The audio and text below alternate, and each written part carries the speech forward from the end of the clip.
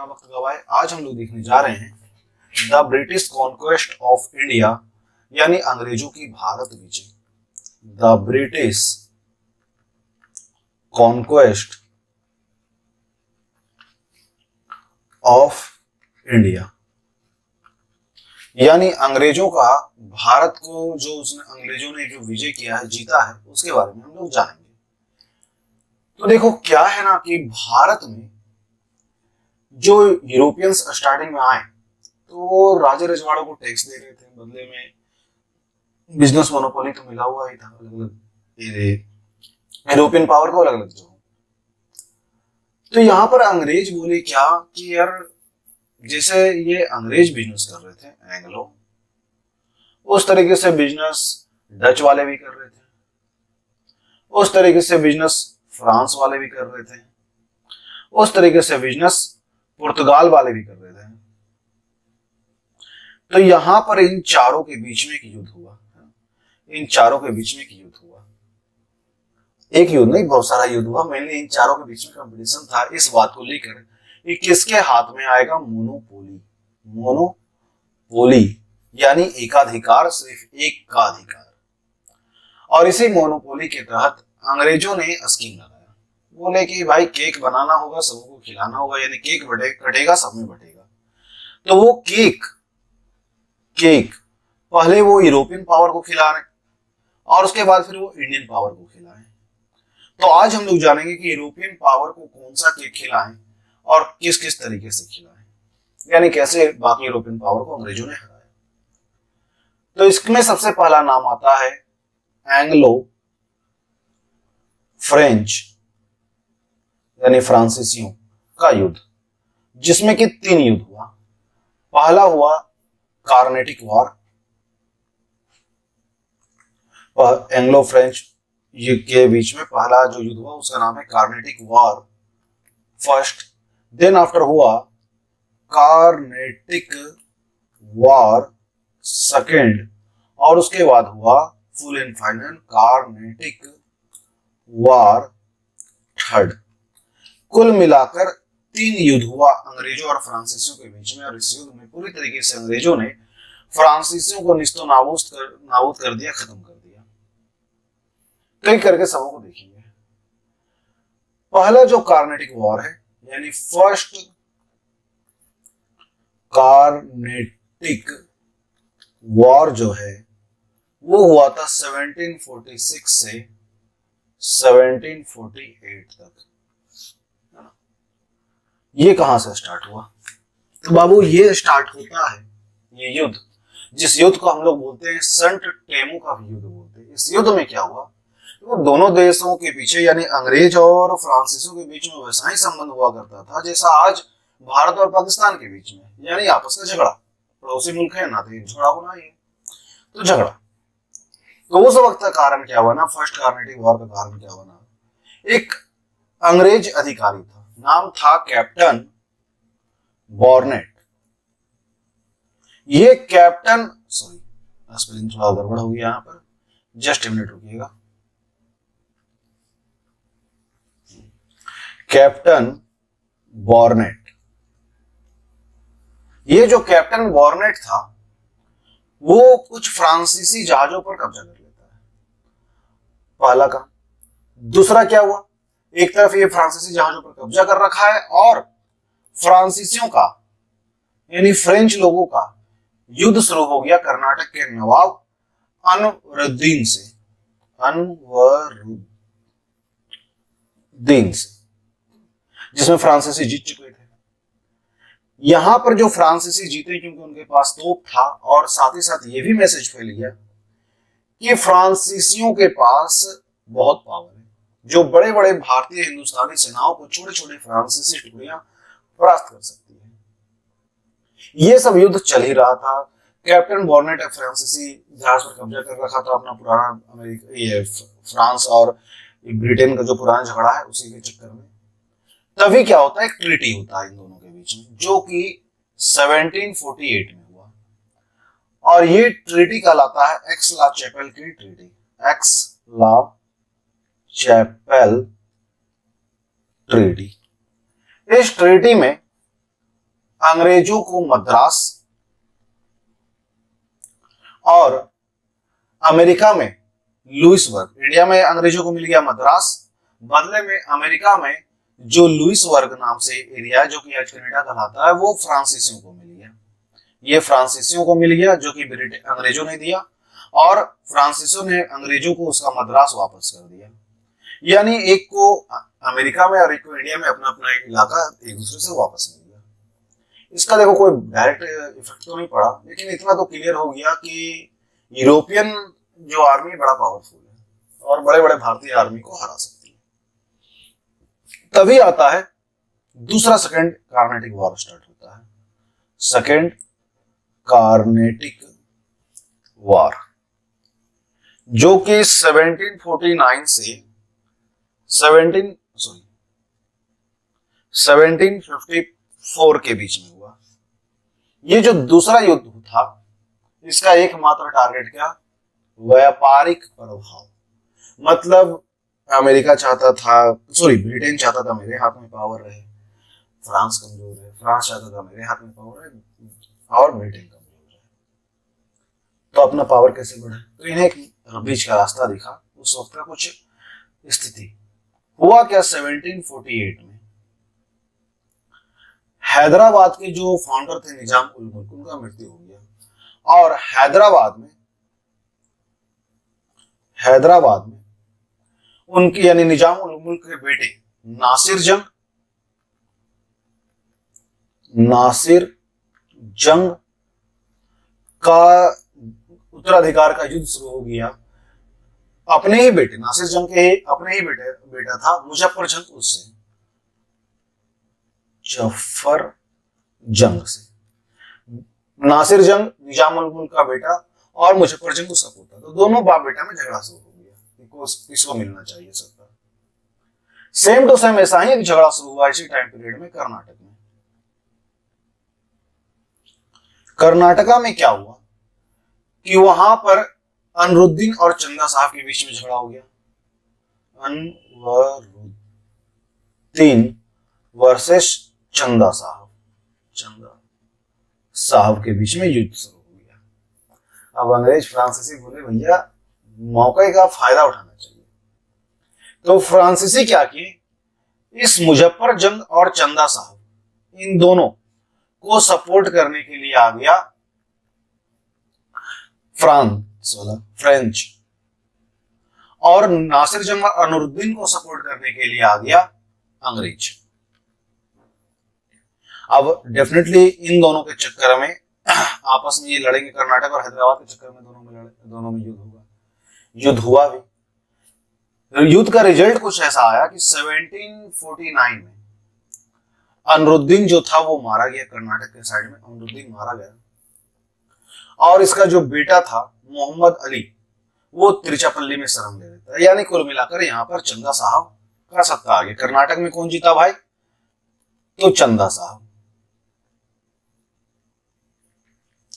और उसी तरीके से 1950 में रिजल्ट आ गया हैदराबाद का, 1750 में रिजल्ट आ गया हैदराबाद का।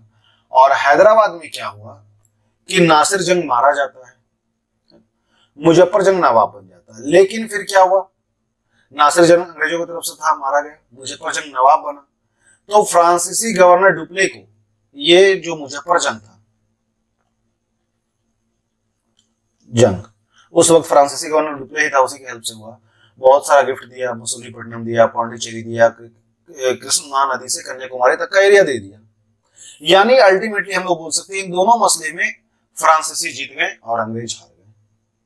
अब अंग्रेज को तो भैया मिर्ची लगना था, कुछ ना कुछ तो होगा। और इसी कारण से यहाँ पर क्या होता है कि अंग्रेज डायरेक्ट अब फ्रांसीसी पर हमला कर देते हैं। कहां पर, और ये युद्ध हुआ था तिरुचिरापल्ली में। इस युद्ध में अल्टीमेटली फ्रांसीसी हार जाता है और अंग्रेज जीत जाता है। तो जो बार बार फ्रांसीसियों का युद्ध हो रहा था ना, अलग बात है, जीतना हारना सेकेंडरी बात है। जो बार बार युद्ध हो रहा था, फ्रांस के जो रूलर थे वो सभी परेशान हो गए, और फ्रांसीसी गवर्नर उस वक्त थे डुप्ले को वापस बुला लिए। उनका सबसे बड़ा गलती था। डुप्ले बहुत ही तेज तरार पावरफुल व्यक्ति थे, अगर डुप्ले रुक जाता तो फ्रांसीसियों का सत्ता भारत में कायम हो जाता। दो दो बार अंग्रेजों को मजा चखा दिए, मैटर करता है।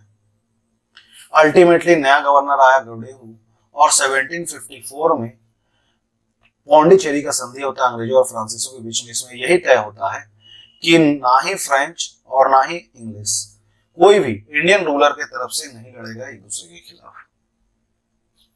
और इसके बाद होता है थर्ड कार्नेटिक वॉर 1758 से 1763 के बीच में। थर्ड कार्नेटिक वॉर जो हुआ, इसका रूट था भैया प्रसा से। प्रसा में अंग्रेजों और फ्रांसीसियों का युद्ध चल रहा था। प्रसा और ऑस्ट्रेलिया का युद्ध चल रहा था, जिसमें प्रसा का सपोर्ट में अंग्रेज था और ऑस्ट्रेलिया का सपोर्ट में फ्रांस था। उसी का रूट इधर भी दिखता है। इस टाइम पीरियड में काउंट डी लाली फ्रांसीसी गवर्नर था। वो क्या करता है, काउंट डी लाली एक ब्रिटिश के द्वारा, अंग्रेजों के द्वारा स्थापित एक फोर्ट सेंट डेविड नाम का जहां था, उसे कब्जा कर लेता है। और उसी कारण से युद्ध होता है, इसको हम लोग बोलते हैं वांडी वास का युद्ध। वांडी वास का युद्ध, इस युद्ध में फ्रेंच जो होते हैं वो हार जाते हैं। और उसके बाद अंग्रेज क्या करते हैं कि कुछ फ्रांसीसियों को कैद कर लेते हैं, पौंडीचेरी में और जिन पर कब्जा कर लेते हैं, बहुत सारे इलाकों पर, माहे पर कब्जा कर लेते हैं। लेकिन तभी क्या हुआ, वो परसा वाला युद्ध समाप्त हुआ और पेरिस ट्रीटी हुआ, पेरिस का समझौता 1763 में, जिसमें यही तय हुआ कि अंग्रेज फ्रांसीसी के बीच में जो भी झगड़ा है, उसमें अंग्रेज जो भी फैक्ट्री फ्रांसीसियों का जीते हैं वो वापस फ्रांसीसियों को दे दिया जाएगा। अंग्रेज जो भी, और अंग्रेजों का जो फैक्ट्री फ्रांसीसी जीते हैं वो फ्रांसीसी उन्हें वापस दे दिए जाएंगे, अंग्रेजों को वापस दे दिए जाएंगे। और अब फ्रांस इंडिया में सिर्फ और सिर्फ ट्रेड करेगा, एडमिनिस्ट्रेशन में इन्वॉल्व नहीं होगा। तो ये हमें दिखता है कि ना क्या क्या स्थिति होना। लेकिन यहाँ पर एक चीज बाबू याद रखना, एक चीज तो क्लियर समझ में आता कि अल्टीमेटली फ्रेंच हारे और अंग्रेज जीते। कारण ये सबसे पहला, ये एक थी सरकारी कंपनी। दूसरा, सरकारी कंपनी थी, सरकार ही पूरा रूल रेगुलेशन देती थी। इकोनॉमी इनका कमजोर था, उतना पैसा नहीं था जितना ब्रिटेन के पास था, मतलब ईआईसी के पास। और कारण ही ईआईसी के पास पैसा होने का, पहला तो वो प्राइवेट कंपनी, दूसरा शेयर, अपना कुछ भी की जरूरत पड़े सीधा बोले कि ना आप लोग इन्वेस्ट करो, इतना आपको प्रॉफिट मिलेगा, शेयर, यानी शेयर मार्केट वाला हिसाब था उसका। दूसरा, ये फ्रेंच जो थे केवल साउथ इंडिया तक सीमित रह गए, कहीं और फैले ही नहीं, और अंग्रेज चारों तरफ फैल रहे थे। फिर डुप्ले को बुला लेना, ये इनका सबसे बड़ा बेवकूफी था। डुप्ले को वापस बुलाना सबसे बड़ा बेवकूफी था फ्रांसीसियों का। और उसके बाद जो लाली आया, काउंट डी लाली, वो और भी ज्यादा आक्रामक था, बिना दिमाग लगाए बस भिड़ जाना था, इसलिए हर बार वो हारा है लाली। अल्टीमेटली हम लोग देखते हैं फ्रांसीसियों का इकोनॉमिकल पावर तो यहाँ पर बना रहता है, लेकिन उसका एडमिनिस्ट्रेटिव पावर खत्म हो चुका होता है। देखो यहाँ पर हमें ये पता चला कि यूरोपियन पावर के साथ क्या हासिल हुआ अंग्रेजों ने किया, बाकियों के साथ भी, लेकिन वो सब ज्यादा इंपॉर्टेंट है नहीं, चाहे वो पुर्तगाल हो, डच हो, उन सबको छोटा मोटा झगड़ा, छोटा मोटा लफड़ा खत्म कहानी। मेन तो हमें देखना है अब इंडियन पावर के साथ अंग्रेज क्या करेंगे। तो एक ही करके देखते हैं। सबसे पहले यहाँ पर नाम आएगा भारत का सबसे समृद्ध, शक्तिशाली, संपन्नशाली जो उस वक्त राज्य था, बंगाल। बंगाल से अपनी कहानी शुरू होगा। देखो, बंगाल का जो भी हश्र हुआ वो प्लासी और बक्सर के युद्ध के बाद हुआ, लेकिन पहले बंगाल की कहानी जानो। मुर्शिद कुर्ली खां, जो कि बंगाल के फाउंडर थे, मुगल साम्राज्य से अलग करके बंगाल को उनका गवर्नर बने, बंगाल का सबसे संपन्नशाली, शक्तिशाली साम्राज्य बनाए थे ये। इनके बाद यहाँ पर क्या होता है, अलीवर्दी खां का मृत्यु हो गया, सिराजुद्दौला बंगाल के नवाब बने, और वहीं पर से सारा कहानी शुरू होगा। होता है क्या, जब सिराजुद्दौला बंगाल की गद्दी में पर थे, वो 56 के लमसम, 1756 के लमसम, 36 के लमसम का बात है, उससे काफी सब वक्त बाद का बात है। 1756 के वक्त में सिराजुद्दौला बंगाल के नवाब, पहले लिख लेते हैं, सिराजुद्दौला दौला बंगाल का नवाब। उसी वक्त अंग्रेजों को फ्रांसीसियों के साथ में युद्ध हो रहा था और अंग्रेज जो है अपना बंगाल में किलाबंदी कर रहा था। इसी टाइम पीरियड के जस्ट थोड़ा सा पहले 1717 में एक दस्तक नामक व्यवस्था आया था। दस्तक शाही फरमान होता था जो कि फर्रुखसियार जारी किया था। फर्रुखसियार मुगल बादशाह था और दस्तक के अनुसार अंग्रेज महज 3000 रुपए सालाना दे करके पूरे बंगाल में बिजनेस कर सकते थे। उसके अलावा कोई उन्हें पैसा टैक्स कुछ नहीं देना होगा। तो अंग्रेज था भाई चालू चक्कर। ये 3000 में मुगलों से खरीदा, बाकी व्यापारियों को सस्ते में बेच दे रहा था, उससे कमा ले रहा था। तो 1756 में जब सिराजुद्दौला बंगाल के नवाब को ये सब पता चला गद्दी पर बैठने पर, तो वो अंग्रेजों पर कर दिए अटैक, अंग्रेजों पर हमला कर दिए।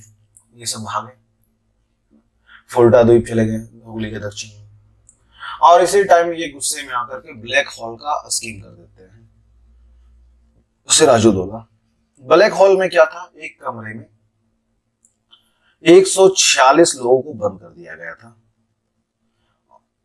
सफोकेशन की वजह से वहां पर 123 लोग मर गए और मात्र 23 जीवित बचे थे। जब बाकी अंग्रेजों को पता चला, आके खुलवाए उनको, तोड़वाए उड़वाए देवर, तो अंग्रेज के मन में खौफ आ गया। बोला ये तो यार अजीब किस्म का इंसान है, इतना खतरनाक काम कर दिया। अब अंग्रेज चाल चलेगा, जहां पर बल नहीं काम आता वहां पर छल काम आता है। वही हुआ, एक षड्यंत्र यहाँ पर अंग्रेजों ने रचा, जिसमें मीर जाफर को अपने साथ ले लिए, जो कि बंगाल के सेनाध्यक्ष थे, राय दुर्लभ दीवान, मानिक चंद कलकत्ता के व्यापारी, अमीर चंद व्यापारी, जगत सेठ बैंकर थे, खादिम खान, शौकत जंग घसड़ी बेगम, इन सबको को ले लिए। और 23 जून 1757 को पलासी के मैदान में एक युद्ध शुरू होता है, जिसे हम लोग पलासी का युद्ध कहते हैं। इस युद्ध के बारे में इतिहासकार बोलते हैं कि वो युद्ध है ये जिसमें कोई जीता, मतलब ये युद्ध हुआ ही नहीं। जीता तो अंग्रेज, लेकिन ये युद्ध कभी हुआ ही नहीं धरातल पर, क्योंकि जब सिराजुद्दौला अपनी सेनाओं के साथ इधर खड़ा था और इधर अंग्रेज यानी कंपनी अपनी सेनाओं के साथ खड़ी थी, सिराजुद्दौला बोला आक्रमण, तो सेना हिले ही नहीं। फिर बोला आक्रमण, फिर भी नहीं हिले। सिराजुद्दौला समझ गया कि पहले से गेम सेट है, ये जान बचा के भाग गया, युद्ध हुआ ही नहीं है। अल्टीमेटली सौदे के अनुसार मीर जाफर को नवाब बना दिया गया और यहीं पर से भारतीय राजनीति में अंग्रेजों का इंटरफेरेंस शुरू होता प्लासी के युद्ध से।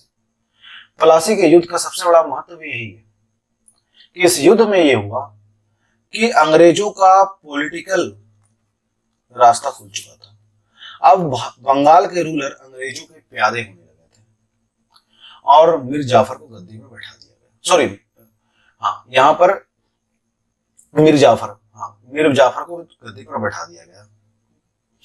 ये मीर जाफर जब गद्दी पर बैठा, काफी समय तक रूल किया, लेकिन अंग्रेजों के नखरे को उठा नहीं पा रहा था। यहाँ पर समस्या यही हो रहा था कि अंग्रेजों के नखरे को ये उठा नहीं पा रहा था, उनका डिमांड पूरा नहीं, फुलफिल नहीं कर पा रहा था। अल्टीमेटली मीर जाफर को हटा करके अंग्रेज इस वक्त मीर कासिम को बंगाल का नवाब घोषित कर देता है। मीर कासिम जब बंगाल का नवाब बना, पहले तो वो राजधानी चेंज किया, वो जान रहा था अंग्रेजों को सही, तो मुर्शिदाबाद से मुंगेर ले गया राजधानी, वहां पर तोप बंदूक का कारखाना स्टैब्लिश किया, फिर ब्यूरोक्रेसी नए तरीके से लाया, बहुत कुछ कर रहा था। अंग्रेजों को शक होने लगा इसमें कासिम पर, अंग्रेज इसे फिर हटा दिए और इसे हटाने के बाद वापस से मीर जाफर को बंगाल का नवाब बना देते हैं। अब मीर कासिम क्या करेगा, तो मीर कासिम अब गेम खेलेगा और उस गेम को हम लोग बोलते हैं बक्सर का युद्ध। बक्सर का युद्ध। मीर कासिम क्या किया, गया सुजाउद्दौला के पास। अब ये सुजाउद्दौला कौन था, अवध का नवाब। उसके बाद गया शाह आलम द्वितीय के पास, जो कि मुगल था, और खुद मीर कासिम। एक तरफ अवध का सुजाउद्दौला, एक तरफ मुगलों में से शाह आलम, और खुद मीर कासिम अंग्रेजों पर हमला करने निकला और अंग्रेजों से इनका मुठभेड़ होता है बक्सर के मैदान में, बिहार में जो पड़ता है, जहां पर अंग्रेजों को लीड कर रहे थे हेक्टर मुनरो। और ये हेक्टर मुनरो इन तीनों को हरा देता है और हराने के बाद शाह आलम जो मुगल थे वो अंग्रेजों के शरण में आ जाते हैं, सुजाउद्दौला हथियार डाल देते हैं और मीर कासिम जो कि दिल्ली की ओर भागता है बाद में मारा जाता है। और इसी के बाद होता है एक निर्णायक घटना जिसको बोलते हैं इलाहाबाद की संधि या ट्रीटी ऑफ इलाहाबाद 1765 में। इसमें दो ट्रीटी हुआ। पहला ट्रीटी जो था उसमें क्या बोला गया, जो कि 12 अगस्त को हुआ था 1765 में, इसमें था शाह आलम सेकेंड और अवध वाला सुजाउद्दौला और रॉबर्ट क्लाइव,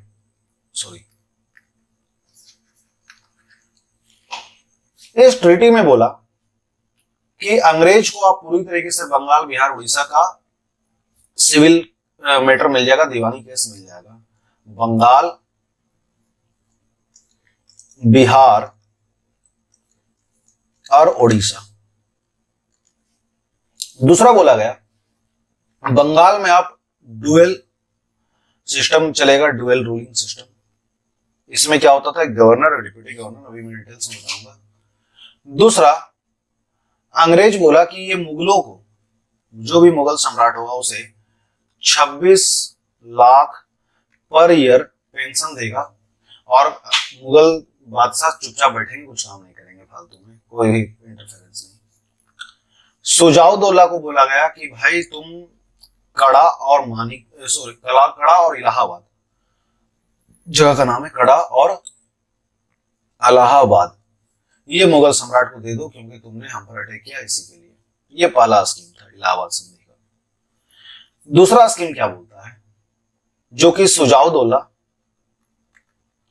और रॉबर्ट क्लाइव के बीच में हुआ, ये बोलता है कि कड़ा इलाहाबाद को छोड़ करके 12 एरिया, बाकी एरिया तो अवध के पास होगा। दूसरा, नवाब जो है ये अवध का नवाब सुजाउद्दौला कंपनी को देगा भाई 50 लाख रुपए हर जाने के तौर पर, क्योंकि उसने अटैक किया था, और कंपनी को अवध में फ्री ऑफ कॉस्ट बिजनेस करने का मौका मिलेगा, कोई टैक्स नहीं दिया जाएगा। मजबूरी था, मानना पड़ा। जानो यहां पर ये डुअल गवर्नमेंट सिस्टम क्या है, जो कि रॉबर्ट क्लाइव लेके आया था। रॉबर्ट क्लाइव लेके आया था बंगाल में। इस सिस्टम के अनुसार एक होगा नवाब और एक होगा डेप्यूटी नवाब। नवाब जो होगा वो दिखेगा एडमिनिस्ट्रेशन और डेप्यूटी नवाब जो होगा वो दिखेगा इकोनॉमी, यानी टैक्स, रेवेन्यू, ये सारा चीज। नवाब देसी होगा और डेप्यूटी नवाब अंग्रेजों का कोई मुलाजिम होगा, कोई विदेशी होगा। सवाल है इससे अंग्रेजों को क्या फायदा? अंग्रेजों को फायदा ये है कि एडमिनिस्ट्रेशन तो भाई इसके हाथ में, तो अंग्रेजों पर किसी भी तरीके का बोल सकते हो कि बर्डन नहीं पड़ेगा, रिस्पॉन्सिबिलिटी नहीं होगा। और अंग्रेजों को चाहिए था पैसा, डिप्यूटी नवाब के तौर पर उसे पैसा मिल गया था, रेवेन्यू उसके हाथ में था। तो एक सोचा समझा गया प्लानिंग था। इस तरीके से बंगाल को पहले इन लोगों ने डुबाया। अब बारी आता है दूसरा, जिसका नाम है मैसूर। देखते हैं मैसूर में क्या होता है। तो देखो, मैसूर का स्थिति इस वक्त ये था कि वाडियार वंश के चिक्का कृष्ण राज का रूल था, लेकिन मेनली ये नाम के रूलर थे। इसके दो लोग थे जिनके दम पर रूल चल रहा था। एक थे देवराज जो कि सेनापति थे, और एक थे नंज राज जो कि रेवेन्यू मिनिस्टर थे। तो यहां पर देवराज क्या करता है कि इसे एक व्यक्ति मिला, टिप्पू सुल्तान नाम से सिपाही, साधारण सिपाही, सॉरी हैदर अली नाम से सिपाही मिला। साधारण सिपाही के तौर पर उसे भर्ती किया। धीरे धीरे उससे खुश होकर उसे बहुत सारा प्रमोशन दे दिया गया। बाद में यही हैदर अली ये क्या करता है, जब ये देखा कि भैया ये सभी कमजोर हो रहे हैं, ये जो मैसूर के रूलर है कमजोर हो रहे हैं, तो खुद वो पूरा का पूरा रूलिंग अपने हाथ में ले लेता है हैदर अली, और इस तरीके से मैसूर में हैदर अली का रूल शुरू होता है। तो आज हम लोग ये जानेंगे इस क्लास में कि रूल शुरू हुआ, उससे हमें इंटरेस्ट यहाँ पर नहीं है, टॉपिक का मतलब नहीं, टॉपिक को मतलब है अंग्रेजों के साथ होने वाले युद्ध से। तो वो कहलाता है फर्स्ट एंग्लो, 4 युद्ध हुआ, फर्स्ट एंग्लो मैसूर वॉर, जो कि 1767 से 69 के बीच में हुआ है, जब यहां पर हैदर अली का रूल चल रहा था। ये पहले युद्ध में एक तरफ हैदराबाद के निजाम, साथ ही उसके मराठा, साथ ही उसके अंग्रेज, ये तीनों मिलकर हमला बोलते हैं हैदर अली पर। इस युद्ध में कुछ समय बाद जब निजाम देखा कि भाई अंग्रेजों का पलड़ा तो हल्का हो रहा है, तो वो जाकर के हैदर अली के साथ मिल गया। अल्टीमेटली यहां पर हैदर अली जीत जाता है, और जीतने के बाद एक ट्रीटी होता है जिसे बोलते हैं मद्रास की ट्रीटी। मद्रास की ट्रीटी, इस ट्रीटी में यही बोला गया कि जो भी एरिया अंग्रेज जीते हैं मद्रास का, वो उसे रिटर्न करेंगे, और जब भी मैसूर का कहीं पर युद्ध होगा तो अंग्रेज उनका साथ देंगे। हो गया ट्रीटी। लेकिन अंग्रेज तो है धोखेबाज है। अब इस वक्त बारी आता है सेकेंड एंग्लो मैसूर वॉर का, जो कि वह 1780 में और 84 तक चला है। इस युद्ध में एक तरफ था निजाम, एक तरफ था मैसूर, एक तरफ था मराठा। इन तीनों का युद्ध होता है अंग्रेजों से। ये तीनों मिलकर के अंग्रेज पर भिड़ते हैं। इसमें हुआ क्या, मराठा पहले अटैक किया था तो मैसूर पर, तो नियम के अनुसार पिछले जो अपना अभी ट्रीटी हुआ मद्रास की संधि, उसके अनुसार अंग्रेजों का काम था मैसूरों का साथ देना। अंग्रेज साथ ही नहीं दिया, किसी का साथ नहीं दिया। तो इसी कारण से मैसूर भड़क उठे, और वो समझाए मराठाओं को, निजाम को, ऐसा ऐसा बात है भाई, अंग्रेज धोखेबाज है, मत पड़ो चक्कर में, कोई नहीं है टक्कर में, उस टाइप से। और ये तीनों मिल गए और मिल करके बोले पहले अंग्रेज को मारेंगे। तो इस कारण से ये युद्ध शुरू होता है। 1780 में क्या हुआ, इसी दौरान 1780 में अंग्रेज फ्रांसीसी बंदरगाह माहे पर कब्जा कर चुका था। हैदर अली कर्नाटक पर आक्रमण कर दिया, कर्नाटक अंग्रेजों के हाथ में था, और इस वजह से युद्ध शुरू हो जाता है। और इस युद्ध को एक और नाम से बोला जाता है, क्योंकि जो कि 81 तक पहुंचा, उसका नाम है पेटर नोवा का युद्ध, है ना, पेटर नोवा का युद्ध। इस युद्ध में अल्टीमेटली अंग्रेज जीत जाता है, और ये भारतीयों का टीम निजाम मैसूर मराठा हार जाता है। इस युद्ध में हैदर अली का मृत्यु हो गया, और बेटा आया टिप्पू सुल्तान। जस्ट मिनट, सुल्तान। ये जो टिप्पू सुल्तान जब शासक बना, तो ये शासक बनते ही पहले तो देखा कि भाई पिता मेरा हार रखे हैं, तो मजबूरन ट्रीटी करना होगा, और एक ट्रीटी करता है मंगलोर का संधि अंग्रेजों के साथ। उसके बाद अब तीसरा युद्ध का बारी आएगा, थर्ड आंग्ल मैसूर युद्ध, जो कि 1790 से 92 तक चलता है। इस वक्त लीड करने वाला है टिप्पू सुल्तान। टिप्पू सुल्तान, ये टिप्पू सुल्तान पहले क्या किया, ये फ्रांसीसियों से हेल्प मांगा, थोड़ा बहुत हेल्प मिला भी, और ये पहले त्रावणकोर पर अटैक करता है। त्रावणकोर पे अंग्रेजों का दोस्ती यारी वाला संबंध था त्रावणकोर के निजाम के साथ, तो वहीं पर यह अटैक करता है।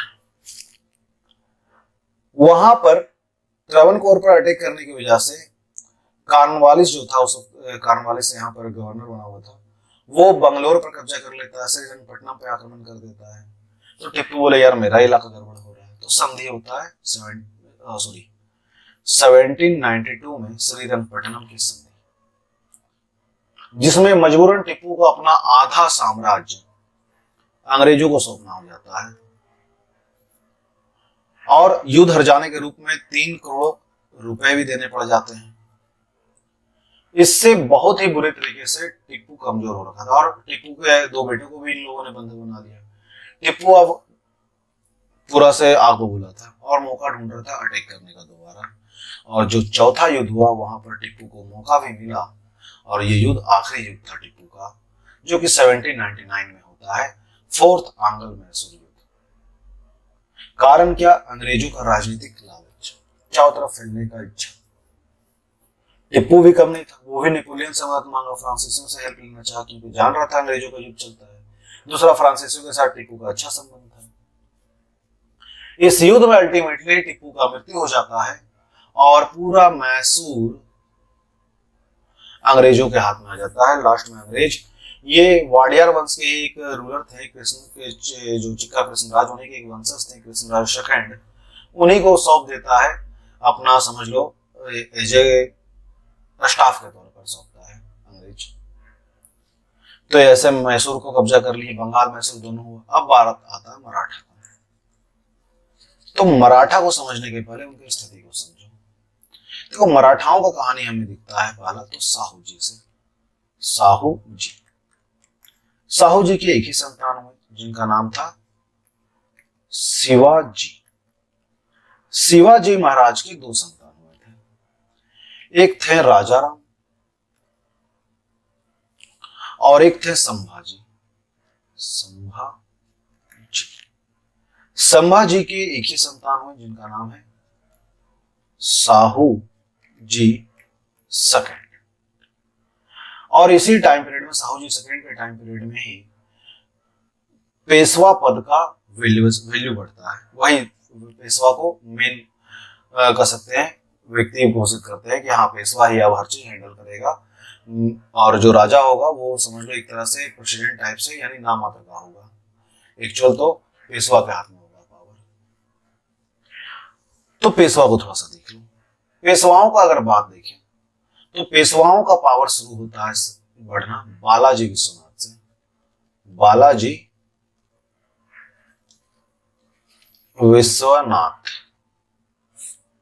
बालाजी विश्वनाथ के एक ही संतान थे जिनका नाम था बाजीराव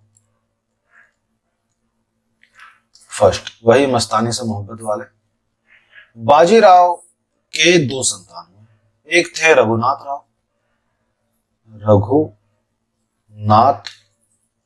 राव और दूसरे थे बाजी राव, जिसे नाना साहेब भी बोला जाता है।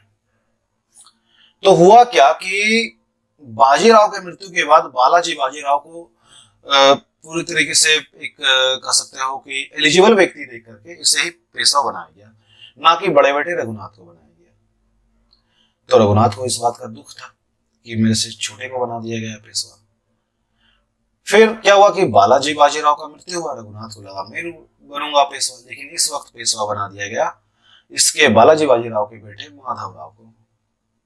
माधव राव। अब सोचो, वो रघुनाथ तो यही सोचा होगा कि छोटा भाई को बनाया, चलो बर्दाश्त होता है। अब उसके बेटे यानी भतीजे को मेरे बना दिया जा रहा है, यानी मैं अपने भतीजे से भी कम कैपेबल व्यक्ति हूँ, इसे तकलीफ हुआ और ये माधव राव को मरवा दिया। सोचा अब सत्ता मिलेगा, लेकिन अब भी नहीं मिला। अब माधव राव के बेटे नारायण राव को पेशवा बनाया गया, नारायण राव को। अब ये एकदम से खींच चुका था और इधर रघुनाथ राव का एक बेटा आया था जिसका नाम था बाजी राव सेकंड। और इसी की वजह से रघुनाथ राव के इस तरह से परेशान होने की वजह से ही यहाँ पर अंग्रेजों का इंटरफेरेंस शुरू होता है मराठों में। कैसे? तो देखो हुआ क्या, ये जो रघुनाथ राव, ये अंग्रेजों से मदद मांगा पेशवा बनने के लिए। अंग्रेज बोला ठीक है, और अंग्रेजों में भी किससे? बम्बई प्रेसिडेंसी से बोला ठीक है। डील यही हुआ था दोनों के बीच में, एक संधि हुआ था जिसको हम लोग बोलते हैं सूरत की संधि, जो कि 1775 में हुआ था। डील यही था, अगर पेशवा बन गया रघुनाथ तो नजराने के तौर पर थाने, वसीम, सेठ ये और भड़वुच, सूरत ये सब अंग्रेजों को दे देगा। वो भी खुश, बम्बई प्रेसिडेंसी मेरा प्रमोशन हो जाएगा, इतना फायदा दिला के कंपनी को। लेकिन इसके जस्ट पहले 75 के जस्ट 2 साल पहले 1773 में रेगुलेटिंग एक्ट आ रखा था, और वो रेगुलेटिंग एक्ट ही बोलता था बम्बई मद्रास जो होगा वो कोलकाता प्रेसिडेंसी के अंदर होगा, और कोलकाता प्रेसिडेंसी जो बोलेगा वही ये करेगा। तो कोलकाता प्रेसिडेंसी इस प्रपोजल को ठुकरा दिया, बोला नहीं ये थोड़ा हानिकारक, रिस्की लग रहा है। लेकिन ये बम्बई वाला तो प्रमोशन के लिए परेशान था, और ये कोलकाता प्रेसिडेंसी का बात को ना मान करके धावा बोल दिया, और होता है फर्स्ट एंग्लो मराठा वार, जो कि 1775 से 82 तक चलता है। इस वॉर में क्या हुआ, 18 मई 1775 को कर्नल कटिंग और मराठा के बीच में युद्ध होता है।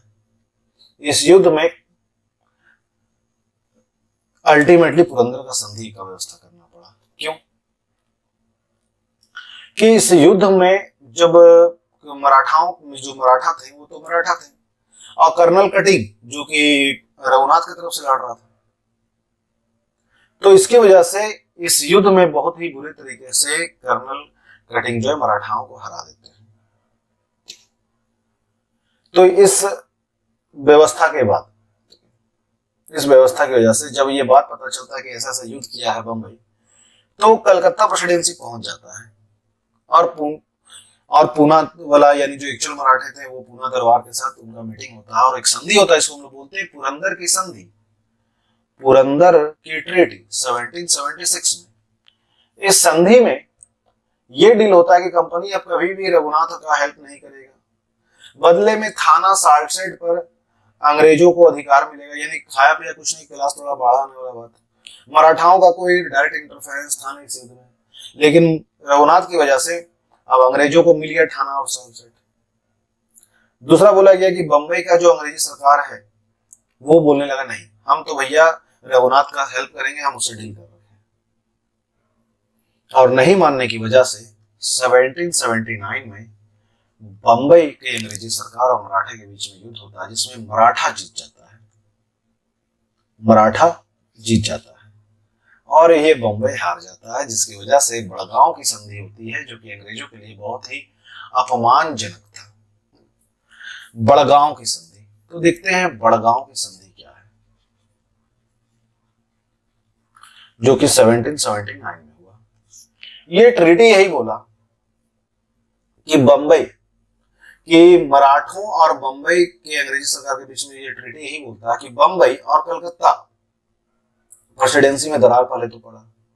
वारेन हेस्टिंग्स को अपमानजनक मानता है, क्योंकि इसमें यही बोला मराठा कि जितना भी एरिया अंग्रेज लिए हैं मराठों से वो रिटर्न कर दे। तो वारेन हेस्टिंग्स गवर्नर जनरल था, ये बोला ये अपमानजनक है, हम नहीं मानेंगे। अल्टीमेटली नहीं मानता है। और दूसरा संधि होता है जिसको बोलते हैं सालवाई की संधि, सालवाई की संधि 1782। देखो अंग्रेजों के साथ समस्या ये था ना, वो किसी को हरा दे, सामने वाला को ट्रीटी पे मजबूर कर देंगे, वो खुद हार गए तो सामने वाले की ट्रीटी को नहीं मानेंगे, क्योंकि उनके पास पावर था, और सीधी बात जिसकी लाठी उसकी भैंस वाला बात होता है। सालवाई की संधि यही बोलता है कि यथास्थिति बना रहेगा, युद्ध के पहले जो स्थिति था वही स्थिति रहेगा, और बोले हम लोग अपने कॉमन एनिमी यानी मैसूर पर हमला करेंगे मिलकर। इसी कारण से मराठा अंग्रेजों का साथ दिए थे उस अटैक में। उसी वक्त बीच और बहुत सारी घटनाओं के बाद शुरू होता है सेकेंड एंग्लो मराठा वार, जो कि 1803 से 5 तक चला, 2 साल। इस युद्ध में बसीन की संधि को चुनौती दिया गया मराठा। हुआ क्या कि आर्थर वेलेस्ली को साउथ मिला हुआ था और जनरल लेक को उत्तर मिला हुआ था। आर्थर वेलेस्ली साउथ का एरिया हैंडल कर रहा था, जनरल लेक उत्तर में मराठाओं के विरुद्ध अभियान छेड़े हुआ था। तो 1803 में क्या होता है कि दौलत राव सिंधिया, रघुजी भोसले सेकेंड और आर्थर वेलेस्ली के बीच में युद्ध होता है, जिसमें अंग्रेज जीत जाते हैं। यानी मराठा और अंग्रेज के बीच में युद्ध होता है, अंग्रेज जीत जाते हैं। और अंग्रेज जो है दिल्ली, आगरा पर उधर जाकर कब्जा कर चुका था, इधर मराठाओं को भी हरा रखा है। उसी बीच में अब देखें, जब मराठा के अब तो कुछ हो नहीं पाएगा भैया, हम लोग हार गए, तो देवगांव की संधि करते हैं। ये सब संधि से कुछ खास वैसा फर्क नहीं पड़ा, होलकर का संधि हुआ, सब कुछ खास फर्क नहीं पड़ा अंग्रेजों को, बस मराठाओं को नुकसान हो गया काफी। यहीं पर होता है थर्ड एंग्लो मराठा वार 1816 से 19। इस युद्ध में क्या हुआ, ये बोला कि चार्टर एक्ट, इस युद्ध मतलब इस युद्ध के पहले 1813 में चार्टर एक्ट में जो मोनोपोली था ऐसी का समाप्त हो चुका था, और बाकी अंग्रेजी कंपनी भारत एंटर करने लगे थे। तो बाकी अंग्रेजी कंपनी को कच्चा माल चाहिए था, अधिक से अधिक तैयार माल बेचने के लिए बाजार भी चाहिए था। क्या करें, अंग्रेजों का भाई है, अंग्रेजी लोग ही गवर्नर बने हुए हैं। तो बोले पहले ऐसा करो कि बाजार से डाकू को हटाओ। डाकू मतलब पिंडारी। पिंडारी कौन थे, मराठाओं का हेल्प करने के लिए कुछ आदिवासी लोग थे जो मराठाओं का युद्ध में हेल्प करते थे, लूटपाट मचाते थे। तो उस पर पहले अटैक करना शुरू किया। तो मराठाओं को तकलीफ हुआ कि आप मेरे पावर वाले हैंड को पे अटैक कर रहे हो। इसकी वजह से ये युद्ध शुरू होता है। इस युद्ध में भी मराठाओं का हार ही हुआ, एक पेशवा की संधि के बाद। अल्टीमेटली देखो, पूना पेशवा का संधि क्या है, ये यही है पूना का संधि, या पेशवा का, एक तरह से पेशवा का संधि भी बोल सकते हैं, पेशवा का अंध भी बोल सकते हैं, क्योंकि इस संधि के बाद पेशवा सब पद समाप्त, पेशवा पद समाप्त। सिंधिया भोसले अंग्रेजों के संरक्षण में आ गए। पेशवा के पद को समाप्त करके बाजीराव सेकेंड, जो कि पेशवा थे राष्ट्र, उन्हें पेंशनर बना करके भेज दिया गया कानपुर की पेंशन में रहो, बाकी हम लोग हैंडल करेंगे। और इस तरह से मराठाओं को भी ये गायब कर दिए। अब बारी आता है सिखों का, यानी आखिरी पावरफुल जो है वो सिख ही है। तो अब बारी यहां पर आएगा सिखों का। तो देखते हैं सिखों के साथ क्या हुआ। Just minute. देखो, सिखों की कहानी को अगर समझना है तो उसके पहले थोड़ा सिख को समझो, और सिखों को समझना है तो सबसे पहले रंजीत सिंह को समझो। रंजीत सिंह, तो वो सिख जो है ना 12 मिसल में, यानी 12 भाग में बटे हुए थे, और उसमें एक सुकुचुरिया मिसल था जिसके हेड थे मान सिंह। मान सिंह के एक बेटे हुए जिनका नाम था रंजीत सिंह, जो कि 12 के एज में ही सुकुचुरिया मिसल के प्रमुख बने, लाहौर को जीते, राजधानी बनाए, और उसके बाद ये सारे 12 मिसल को एक साथ जोड़ दिए, और उसके यूनाइटेड पंजाब के हेड बन गए। बहुत तेज व्यक्ति थे रंजीत सिंह। रंजीत सिंह जो थे, सबसे पहले तो फ्रांसीसियों से घुड़सवार सेनाओं के बारे में सीखे, कैवेलरी के बारे में सीखे, फिर पैदल सेनाओं के बारे में सीखे, इटली वालों से तोप चलाने के लिए सीखे, फ्रांसीसी और अमेरिकन से। इस तरह से अपना सेना एकदम कह सकते हो अपने टाइम के सबसे मॉडर्न इंडियन आर्मी अगर किसी के पास था इंटायर इंडिया में, तो सिखों के पास था। इसलिए अंग्रेज भी उनसे भिड़ना नहीं चाहते थे इतना आसानी से।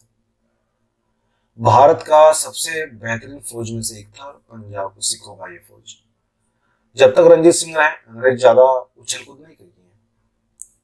रंजीत सिंह के टाइम पीरियड में ही जो कोहिनूर भारत से मयूर सिंहासन से उड़ा के ले गया था नादिर साहब, उसी के साइड से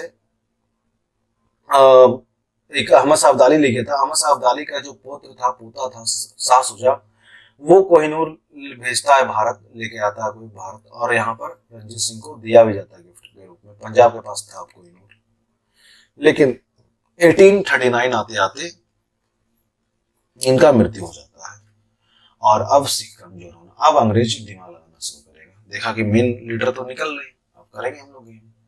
और होता है फर्स्ट एंग्लो सिख वॉर, जो कि 1845 से 46 तक चला। इस युद्ध में हार्डिंग, गवर्नर जनरल हार्डिंग, अंग्रेजों की तरफ से आया, सिखों पर अटैक बोल दिया, और यहाँ पर हो गया लाहौर की संधि 1846 में। लाहौर की संधि, इस संधि में यही बोला गया कि जो सतलज नदी है, सतलज नदी में जो साउथ का रीजन होगा वो अंग्रेजों को मिल जाना चाहिए पूरा का पूरा, और नॉर्थ सिख अपने पास रखे, कोई प्रॉब्लम नहीं। सिखों को तकलीफ हुआ, सिख विद्रोह कर दिए। फिर इस विद्रोह की वजह से लाल सिंह अंग्रेजों की तरफ, सिखों की तरफ से आए और अंग्रेज भी आए, दोनों के बीच में युद्ध हुआ, युद्ध में हार गए, और फिर एक ट्रीटी होता है 1846 में ही, जिसे हम लोग बोलते हैं भेरोवाल की ट्रीटी, भेरोवाल की संधि। इस संधि में ब्रिटिश सेना बोली कि हम लाहौर में अब रहेंगे, आप लोग पर नजर रखने के लिए आप लोग झूठ का झगड़ा करते रहते, कुछ होता तो है ना, अल्टीमेटली हार ही जाते हो।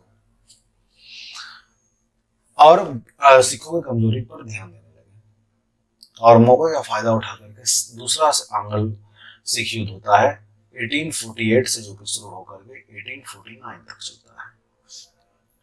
इस युद्ध में मुल्तान का गवर्नर जो था, उसे अपने पद से हटाने की वजह से सिख विरोध कर दिए थे कि आप मुल्तान के गवर्नर क्यों हटाए पद से। तो अंग्रेज भी भिड़ गए, और इस भिड़ंत के वजह से, इस भिड़ंत में क्या होता है, जो चार्ल्स नेपियर अंग्रेजों की तरफ से आया था, इस 1849 में सिखों को पूरी तरीके से हरा देता है, और डलहौजी 1849 में पूरे पंजाब को अंग्रेजी राज्यों में विलीन कर देता है।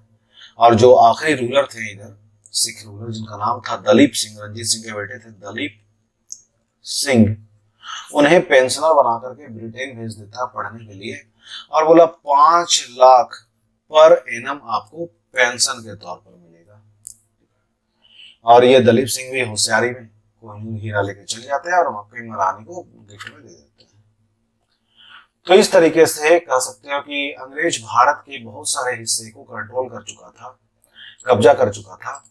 अब अंग्रेज इस कब्जा करने के बाद, जैसे कि वो पहले कह सकते हो कि यूरोपियन पावर को भगाया, फिर इंडियन पावर पर कब्जा कर लिया, और इस कब्जा के बाद अब अंग्रेज आगे की राजनीति करेगा, धीरे धीरे वो अपना फायदा अब उठाना शुरू करेगा। अभी तक तो केवल राजे रजवाड़ों का दुश्मन था, अब आम जनता को लूटना खसोटना शुरू करेगा, जो कि अंग्रेजों का मेन टारगेट हुआ करता था।